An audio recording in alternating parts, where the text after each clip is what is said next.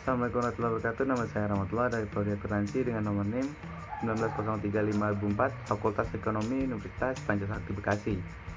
Dalam mata kuliah yaitu Auditing 1 dengan dosen pengampu yaitu Ibu Desi Arigawati SEAK MSI. Dalam video ini saya akan membahas tentang jenis audit. Jenis audit. Dalam penerapan dalam dunia bisnis, audit terbagi ke dalam berbagai jenis. Pembagian jenis audit dimaksudkan untuk menentukan tujuan atau sasaran yang akan dicapai oleh auditor secara lebih terperinci dan sesuai sasaran.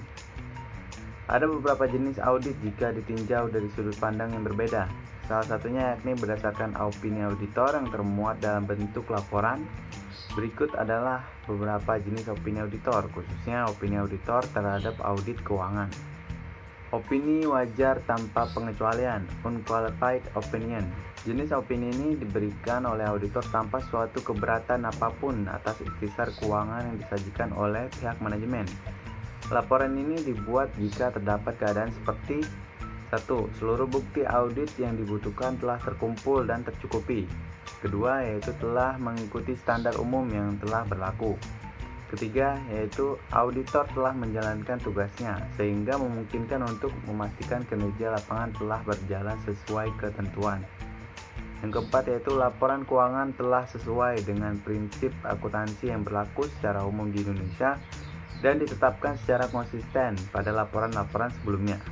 Dan yang kelima, yaitu tidak adanya ketidakpastian yang cukup berarti no material uncertainties tentang perkembangan ke depan yang belum bisa diprediksi sebelumnya atau dipecahkan secara memuaskan. Yang berikutnya itu opini penolakan, disclaimer opinion.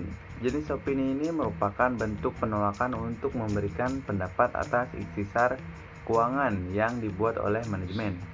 Pemicunya dapat berupa adanya pembatasan luas pemeriksaan atau adanya ketidakpastian tentang kuantitas suatu perkiraan. Dan yang berikutnya itu opini tidak wajar, adverse opinion. Pendapat yang diberikan auditor dalam menyatakan ketidaksetujuan atas ikhtisar keuangan oleh pihak manajemen dapat diklasifikasikan dalam opini tidak wajar. Hal ini dapat disebabkan oleh keyakinan auditor bahwa ikhtisar keuangan yang ada benar-benarnya tidak layak. Next, yaitu tujuan dari melakukan audit. Tujuan utama dari aktivitas audit keuangan yakni untuk mengetahui informasi mengenai persediaan, harga yang telah ditetapkan, serta jumlah aset perusahaan yang telah benar adanya atau sesuai dengan keadaan dan kejadian yang sebenarnya. Agar dapat lebih memahami tujuan dari audit, berikut adalah aspek-aspek yang menjadi tujuannya tersebut. Yang pertama itu kelengkapan, completeness. Disebut sebagai tujuan audit sebab kelengkapan menjadi faktor untuk meyakinkan seluruh peristiwa transaksi benar-benar sudah tercatat dan telah dimasukkan dalam jurnal secara aktual. Yang kedua itu ketepatan, akurasi. Ketepatan sebagai tujuan audit yakni untuk memastikan transaksi maupun saldo perkiraan telah tercatat berdasarkan perhitungan, jumlah, dan pengklasifikasian yang tepat. Yang ketiga yaitu eksistensi sebagai tujuan audit yakni untuk memastikan bahwa semua kewajiban dan aset yang tercatat memiliki waktu dan tanggal tertentu untuk tidak bersifat fiktif. Dan yang keempat yaitu penilaian, valuation. Penilaian sebagai tujuan audit yakni untuk memastikan bahwa prinsip-prinsip yang diterapkan telah sesuai dengan ketentuan yang berlaku secara umum. Dan yang kelima yaitu classification. Klasifikasi sebagai tujuan audit yakni untuk memastikan bahwa semua transaksi yang tercantum dalam jurnal telah terklasifikasi atau dikelompokkan dengan tepat berdasarkan golongan akun yang sesuai. Yang keenam yaitu pisah batas, cut off. Disebut sebagai tujuan audit sebab pisah batas dapat memastikan bahwa transaksi yang dekat dengan tanggal neraca telah tercatat di dalam periode yang tepat.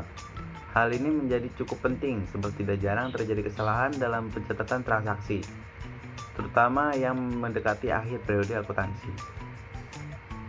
Dan yang ketujuh itu pengungkapan, disclosure. Pengungkapan dalam hal ini dimaksudkan untuk memastikan bahwa saldo akun beserta seluruh persyaratan pengungkapan yang saling berhubungan telah disajikan dan dijelaskan secara wajar dalam laporan keuangan dan isi catatan kaki laporan tersebut. Next yaitu jenis audit menurut pemeriksaan. Audit terbagi menjadi beberapa jenis berdasarkan sudut kajiannya masing-masing. Beberapa di antaranya yaitu berdasarkan bidang serta luas pemeriksaan. Karena kegiatan audit dapat juga diartikan secara lebih singkat sebagai proses evaluasi atau pemeriksaan, maka berikut adalah beberapa jenis audit berdasarkan cakupan bidang pemeriksaannya. 1. Audit laporan keuangan, Financial Statement Audit. Audit laporan keuangan berhubungan dengan kegiatan pengumpulan dan pengevaluasian bukti mengenai laporan-laporan suatu entitas, dengan dimaksud untuk memberikan pendapat atau opini tentang laporan tersebut, apakah sesuai dengan kriteria dan prinsip akuntansi secara berlaku umum atau tidak. Kedua, audit operasional, manajemen audit. Jenis audit ini mencakup pemeriksaan terhadap kegiatan operasional sebuah perusahaan, seperti kebijakan akuntansi serta kebijakan operasional manajemen yang dimaksud untuk memastikan kegiatan operasi yang dilakukan berjalan secara efektif dan efisien. 3. Audit ketaatan, compliance audit. Sesuai dengan namanya, audit ketaatan tak lain bertujuan untuk memastikan apakah perusahaan telah menaati peraturan dan kebijakan yang berlaku, baik kebijakan yang diterapkan oleh pihak intern ataupun pihak ekstern dari entitas atau perusahaan. Audit ini berperan menentukan sejauh mana ketaatan perusahaan terhadap peraturan, kebijakan, serta peraturan pemerintah yang berlaku yang harus dipatuhi oleh entitas yang diaudit. Yang keempat itu audit kerja.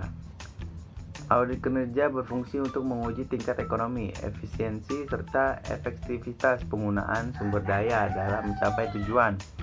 Jenis audit ini bersifat kualitatif dan analitis dengan menggunakan indikator, standar, dan target kinerja. Audit kinerja dimaksud untuk mempertimbangkan analisis biaya manfaat sekaligus memperbaiki alokasi sumber daya secara optimal.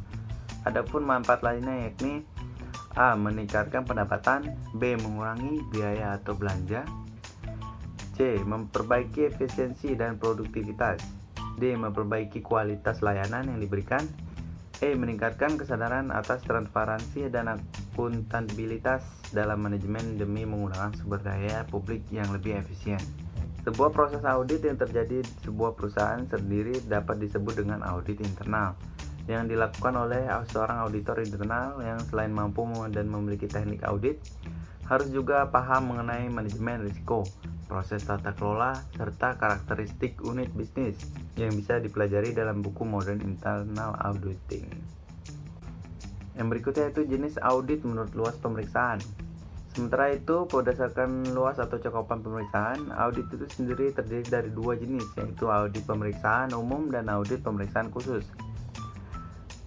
Yang pertama yaitu General Audit. Pemeriksaan umum adalah suatu pemeriksaan umum atas laporan keuangan yang dilakukan oleh kantor akuntan publik independen dengan tujuan untuk bisa memberikan pendapat mengenai kewajaran laporan keuangan secara keseluruhan. Pemeriksaan tersebut harus dilakukan sesuai dengan standar profesional atau akuntan publik dan memperhatikan kode etik akuntan Indonesia, aturan etika KAP yang telah disahkan oleh Ikatan Akuntan Indonesia (IAI), serta standar pengendalian mutu. Adalah suatu pemeriksaan terbatas sesuai dengan permintaan audit yang dilakukan oleh KAP independen, dan pada akhirnya pemeriksaan auditor tidak perlu memberikan pendapat terhadap kewajaran laporan keuangan secara keseluruhan. Pendapat yang diberikan terbatas pada pos adalah masalah tertentu yang diperiksa. Karena prosedur audit yang dilakukan juga terbatas, maka KAP diminta untuk memeriksa apakah terdapat kecurangan terhadap penagihan piutang usaha perusahaan. Dalam hal ini, prosedur audit terbatas untuk memeriksa piutang, penjualan, dan penerimaan kas. Pada akhir pemeriksaan KAP hanya memberikan pendapat apakah terdapat kecurangan atau tidak terhadap penagihan piutang usaha di perusahaan.